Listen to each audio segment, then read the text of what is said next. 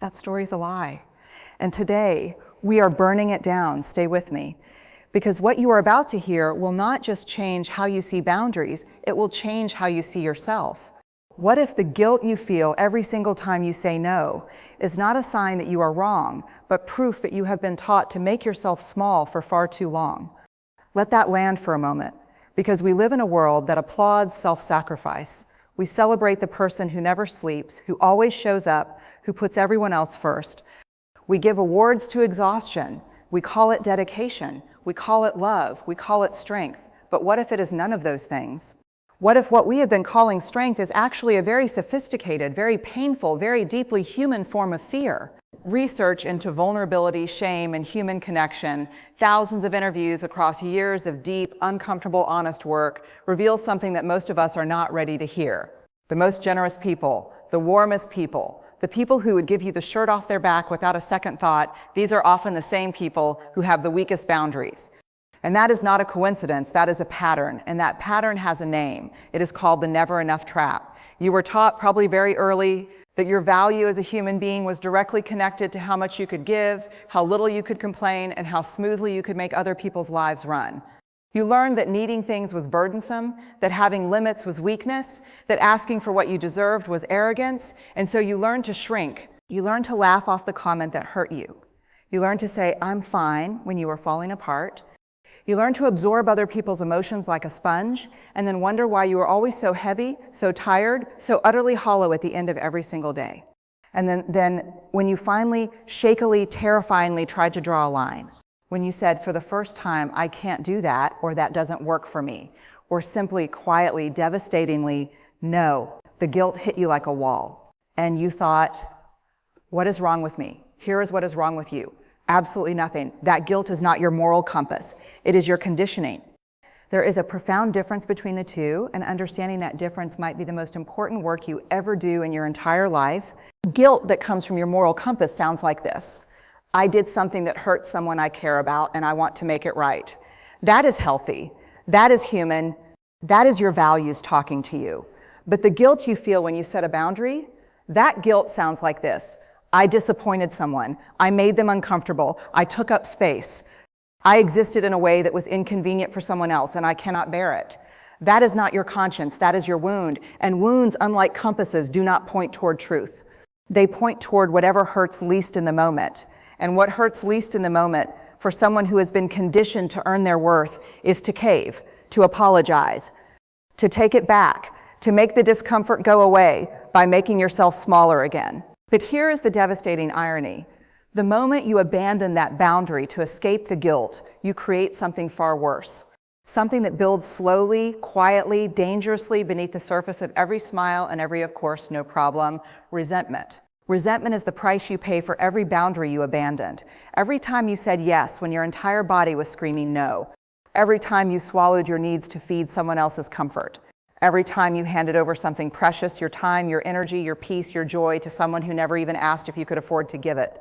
That bitterness you feel, that quiet, exhausted, bone-deep bitterness, it is not a character flaw. It is information. It is your soul tapping you on the shoulder, whispering, you gave something you did not have, and you did it because you were afraid. Afraid of what? Afraid of being seen as selfish? Afraid of being rejected? Afraid of conflict? Afraid of the look on someone's face when you do not perform the role they cast you in. Afraid of being too much, or not enough, or just difficult. And here is the thing about that fear. It is remarkably understandable. It makes complete heartbreaking sense. Because somewhere in your history, maybe in your childhood, maybe in a relationship, maybe in a family that loved you but also needed you to be manageable, you learned that having needs was dangerous, that your full, complex, boundary-having self was too much to be loved. So you edited yourself continuously, brilliantly. You became a master editor of your own humanity. And it worked. People loved the edited version. They found you easy and warm and giving and wonderful, and you starved quietly in the middle of all that applause. But here's what research into shame and human connection shows us with absolute clarity. You cannot selectively numb. You cannot cut off the parts of yourself that feel fear and need and limitation without also cutting off the parts that feel joy and love and belonging.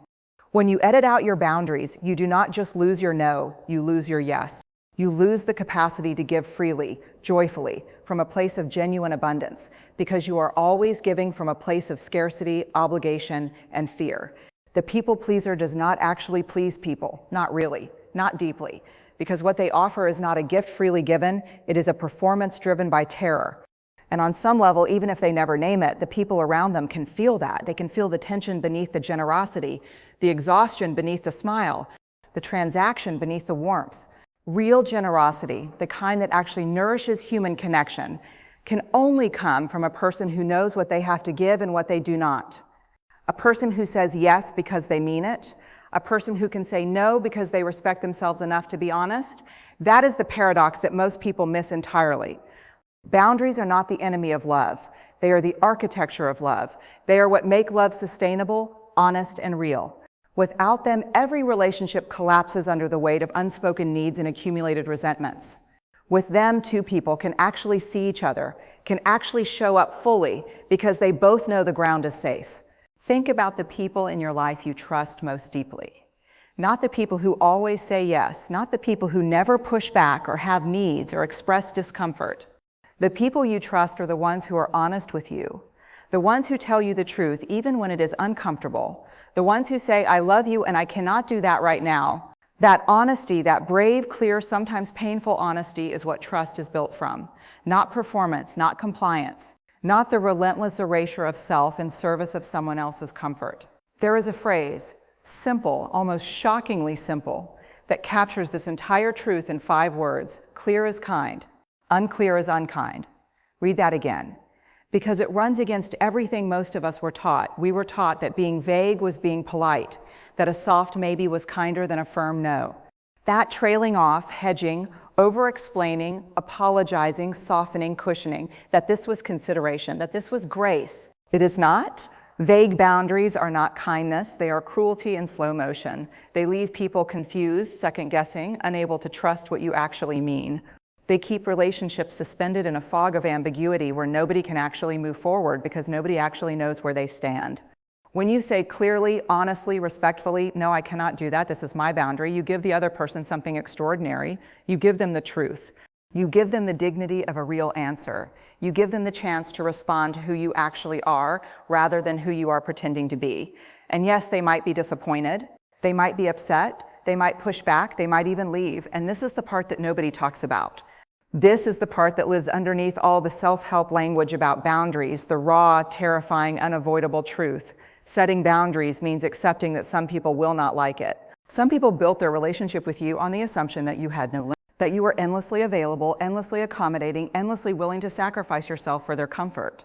And when you change that, when you show up as a full human being with actual needs and actual lines, some of those people will call you selfish. Some will be confused, some will be angry. Some will quietly disappear. And this is where the work gets real. Because the question you have to sit with, the question that no amount of theory can answer for you is this: would you rather be loved for who you are or accepted for who you are pretending to be? Would you rather have 100 relationships built on performance or 10 relationships built on truth?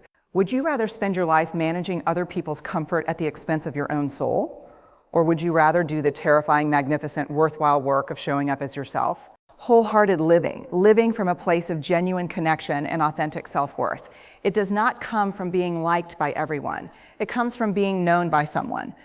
And you cannot be known if you are always hidden. Your boundaries are not a wall you build to keep people out. They are a door with a lock, and you get to decide who has a key. That is not cruelty. That is not selfishness. That is the most fundamental act of self-respect available to a human being. And self-respect, this is crucial. Self-respect is not arrogance. It is not coldness. It is not indifference to other people's feelings. Self-respect is the recognition that you are worthy of the same care and consideration you so freely give to everyone else. It is the quiet, radical, revolutionary decision to include yourself in the circle of people you are allowed to love. Because here is what the research shows us about the people who live most fully, who love most deeply, who contribute most meaningfully to the world around them. They are not the people with the least needs. They are not the people who never say no. They are the people who know themselves, who honor themselves, who set clear, loving boundaries and tend to their own well-being with the same devotion they bring to the people they love. You cannot pour from an empty cup. You have heard this before. But have you actually let it change anything? Because it is not just a metaphor about exhaustion. It is a statement about integrity. When you give from an empty cup, you are giving something you do not have, and giving something you do not have is not generosity, it is debt. And debt eventually always comes due. The resentment, the burnout, the slow erosion of relationships that should have been beautiful, the quiet, creeping despair of a life spent serving everyone except yourself. These are not random afflictions. These are the predictable, measurable, heartbreaking consequences of a life lived without boundaries, and you deserve better than that. Not because you have earned it, not because you have suffered enough to qualify, not because you have finally managed to be good enough or small enough or agreeable enough to merit basic dignity.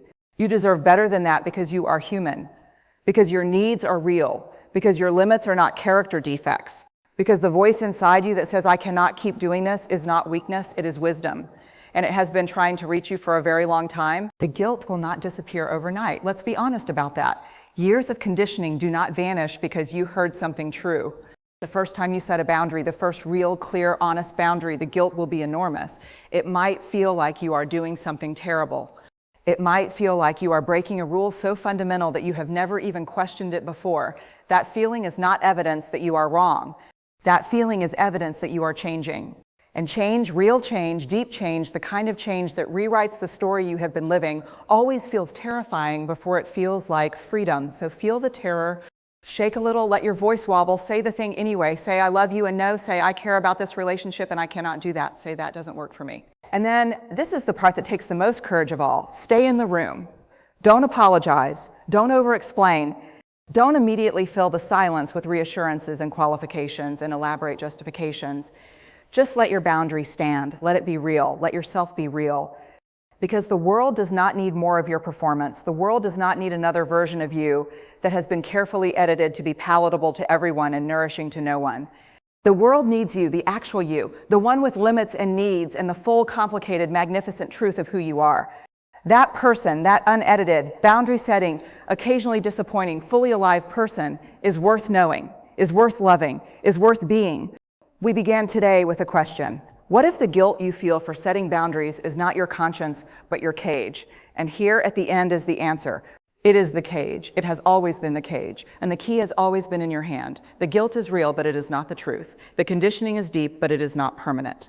The fear is loud, but it is not louder than the quiet, persistent, undefeatable part of you that knows, has always known, that you are allowed to exist fully, that you are allowed to have limits, that you are allowed to say no without an apology and yes without a hidden cost. Setting boundaries is not the end of love. It is the beginning of real love. Love that is chosen freely. Love that is given from fullness rather than fear. Love that can last because it is built on honesty rather than performance. You are not too much. You are not too difficult. You are not selfish for knowing what you need. You are finally beginning to be honest. And that honesty, that brave, terrifying, luminous honesty, is where everything real begins. Do the work, feel the fear, set the boundary anyway. Your life, your whole unedited, boundary, beautiful life is waiting for you on the other side. What if the guilt you feel every single time you say no is not your conscience, but your cage? What if the very thing you were taught to call selfishness is actually the bravest act of love you could ever perform? Right now, somewhere, someone is apologizing for taking up space. Someone is saying yes with their mouth while screaming no with their soul. Someone is lying awake at 3 a.m., exhausted, resentful, completely empty, and still terrified of disappointing the people who drain them dry. That someone might be you. And here is the most shocking truth that years of research has uncovered. The people who feel the guiltiest about setting boundaries are not the most selfish people in the room. They are the most generous, the most feeling, the most deeply human. But somewhere along the way, you were handed a story that said your worth lives in your usefulness, that love must be earned through sacrifice, that boundaries make you cold, difficult, unlovable.